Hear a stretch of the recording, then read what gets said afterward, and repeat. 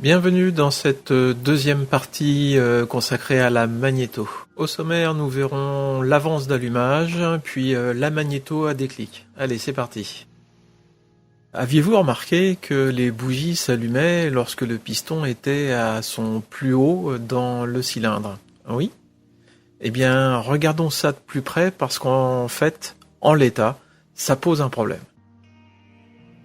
Pour le moment, c'est vrai. Il est, en théorie, propice d'allumer les bougies lorsque le piston est à son plus haut. Rappelez-vous, juste après, la combustion pousse le piston vers le bas. Cette position du piston s'appelle le point mort haut. Le côté mort, c'est parce que pendant un très bref instant, le piston ne bouge pas. Bon, un bref instant, c'est peu dire, hein. Il reste environ 0,1 millième de seconde à 2500 tours. Ce qu'il faut comprendre, c'est que les choses vont très vite, même très très vite.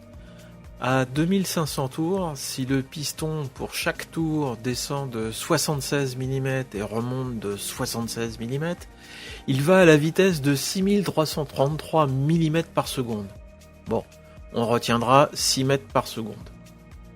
La propagation de la combustion, elle, présente une vitesse d'environ 30 mètres par seconde. Bien. Les gaz vont bien plus vite que le piston, tout va bien. Sauf que l'initiation de la combustion n'est pas instantanée.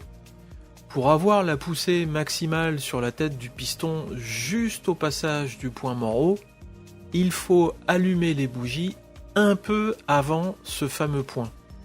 Autrement dit, il faut allumer les bougies en avance, d'où le terme avance d'allumage.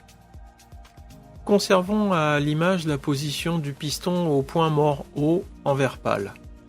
Le réglage d'avance est en place, le piston remonte et les bougies s'allument juste avant le point mort haut. Lorsque la compression est complète, la combustion donne toute sa poussée sur la tête du piston, le moteur est à son meilleur rendement. Commençons par l'index de distribution. L'index est piloté en fait par la rotation du moteur. Il représente donc le point mort haut. Le plot qui lui fait face représente la bougie. La solution est simple. Il suffit d'avancer le plot par la rotation du distributeur pour que la bougie s'allume un peu avant le point mort haut. Regardons maintenant comment on réalise ce réglage. La magnéto et ses équipements sont disposés dans un boîtier. Ce dernier est fixé au moteur par l'intermédiaire de 3 brides disposées à 120 degrés autour de l'épaulement de fixation. Ce système de fixation permet de tourner aisément le boîtier. Notez que la rotation du boîtier n'entraîne pas le rotor, qui lui est solidaire de la mécanique tournante du moteur. Notez également que le distributeur et les vis platinées sont solidaires du boîtier. En conséquence, ces équipements tournent avec lui. Le boîtier est tourné pour que le repère blanc coïncide avec un repère en place sur le moteur. Ainsi, l'avance nécessaire à l'allumage est réglée. C'est plutôt très simple et très efficace. Mais voilà, ça pose un nouveau problème. Ce réglage est fixe. Si le rendement du moteur est optimal à 2500 tours, que se passe-t-il lorsque nous démarrons? Le démarreur entraîne le moteur de 0 à quelques tours minutes. Grâce à l'avance, la combustion est opérante avant que le piston soit au point mort haut. Mais à ce moment, le piston monte tout doucement. Il est ralenti par l'explosion avant d'arriver en haut. En résumé, alors que l'on cherche à démarrer, l'avance d'allumage empêche un démarrage correct.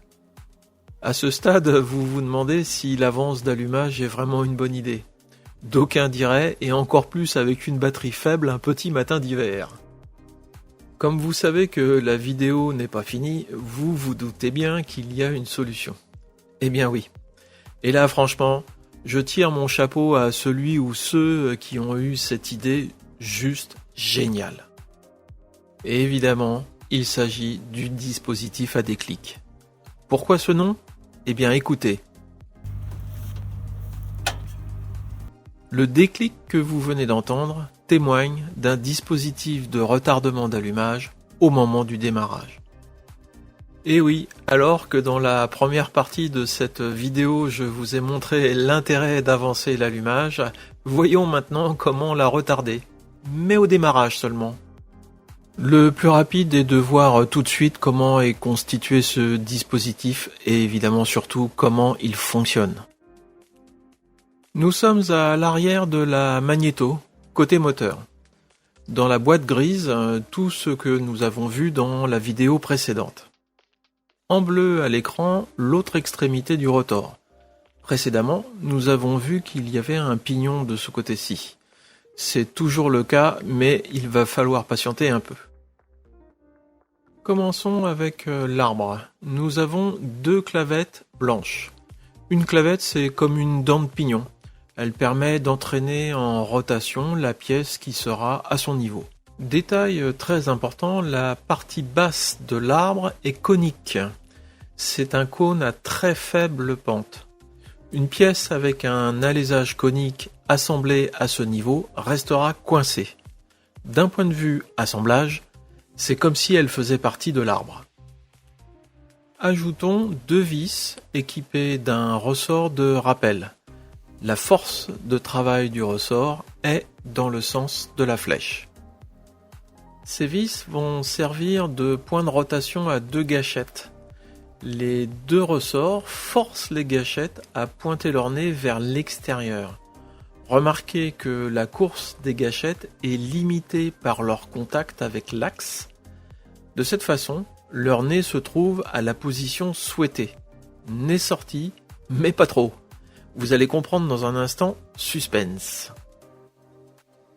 Les vis sont serrées sur le support gâchette. Le support gâchette qui est donc la pièce solidaire de l'arbre, de par son emmanchement conique et de par la clavette. Résumons un peu, histoire de ne pas se perdre. Les gâchettes tournent autour de leur vis, un petit ressort pousse leur nez vers l'extérieur, mais pas trop. Les gâchettes sont fixées sur le support qui est solidaire de l'arbre.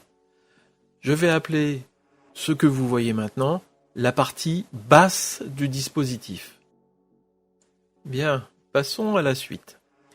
Un ressort de type horloger, plutôt très raide, est positionné sur le support gâchette. L'extrémité intérieure du ressort est fixée sur le support gâchette.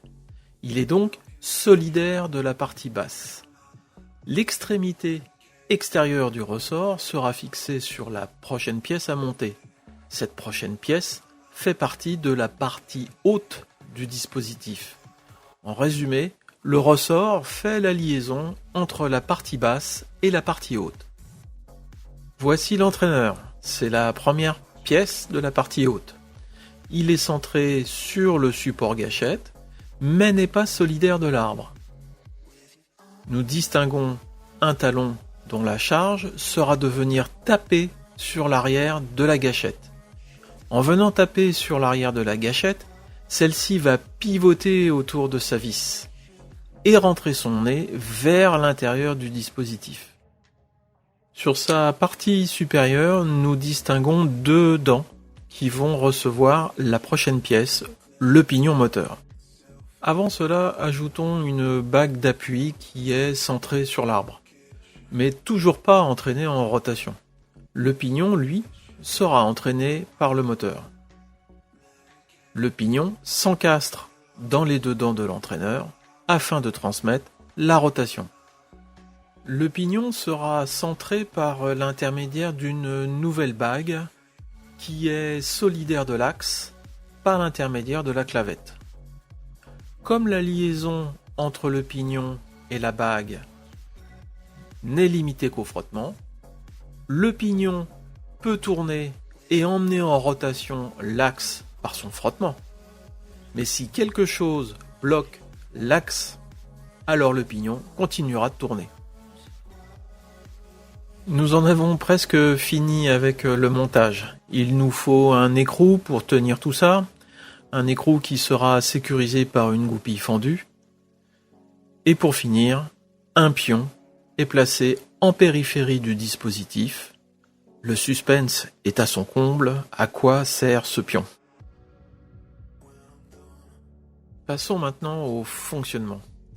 Le moteur est arrêté et nous actionnons le démarreur.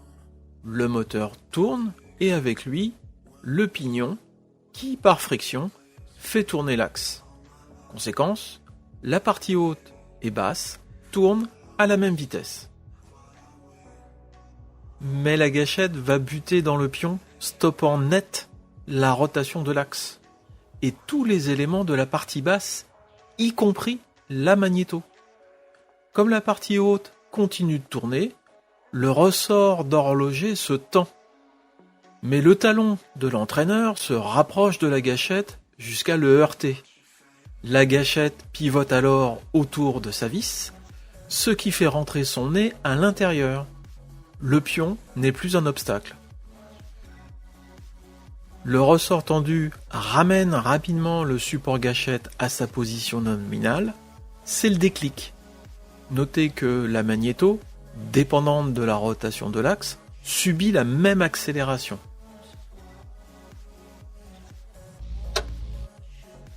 Résumons. La partie basse reste bloquée par le pion pendant que le moteur continue de tourner. Si le moteur tourne, alors le piston continue de monter dans le cylindre.